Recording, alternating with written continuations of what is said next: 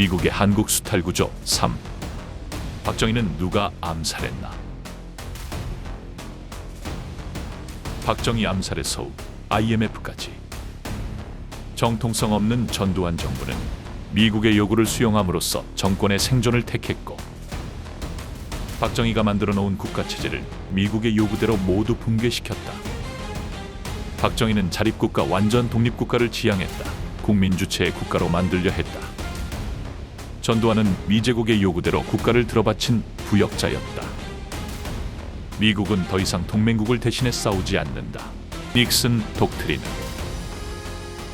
이는 한국에게 자주국방과 자주결정을 요구한 선언이었지만 동시에 미국이 동맹을 관리 대상으로 재편하겠다는 신호이기도 했다. 한국은 이때부터 보호받는 전초기지가 아니라 스스로 책임져야 하는 국가가 되었다. 박정희, 자주를 실천하려 한 지도자. 박정희는 닉슨 독트린을 위기이자 기회로 인식했다. 자주 국방 강화, 방위산업 육성, 중화공업 추진, 에너지 연료 주권 시도, 장기 국가계획 유지. 그의 핵심 인식은 분명했다. 동맹은 유지하되 결정은 우리가 한다. 이 시기 한국은 완전한 자주국가는 아니었지만 자주를 실천하려는 방향성을 분명히 갖고 있었다.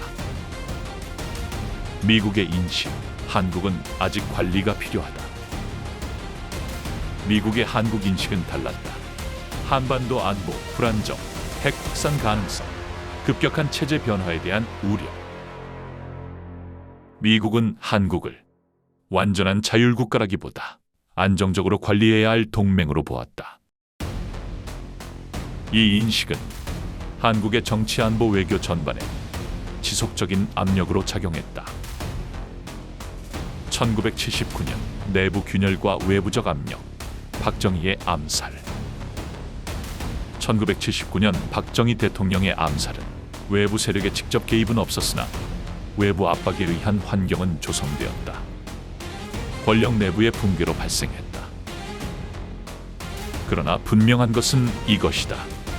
자주 노선은 지도자 개인에게 과도하게 의존했고 민주화 요구는 과열된 상태다.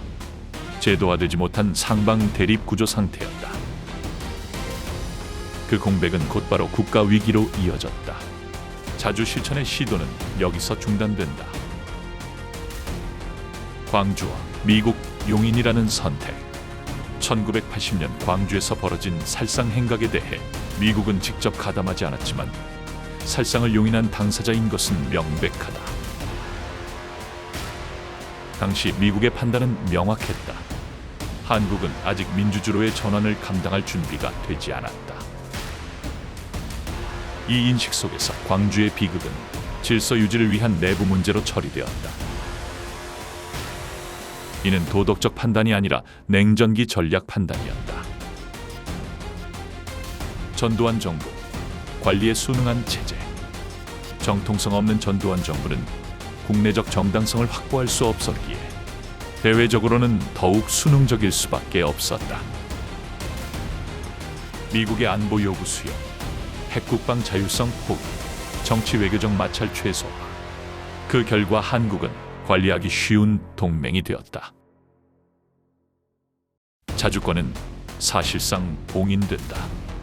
IMF는 자주를 관리 대상으로 고정한다. 1997년 IMF 외환 위기는 이 흐름을 완성시킨 사건이었다. 이 흐름은 곧 대한민의 국부의 수탈과 미제국의 자본 침식으로 진행되었다.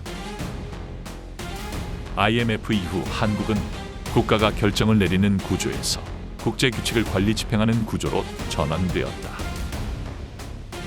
이때부터 자주는 위험한 개념, 비현실적 발상, 시장에 반하는 사고로 취급된다. 자주는 국가 목표가 아니라 관리 대상이 되었다. 결론, 닉슨 독트린은 한국에게 자주를 요구했고 박정희는 자주를 실천하려 했다. 그러나 미국은 한국을 완전한 자율국가가 아닌 관리가 필요한 동맹으로 인식했다. 그 과정에서 박정희는 암살되었고 광주의 학살은 냉전 질서 속에서 용인되었다.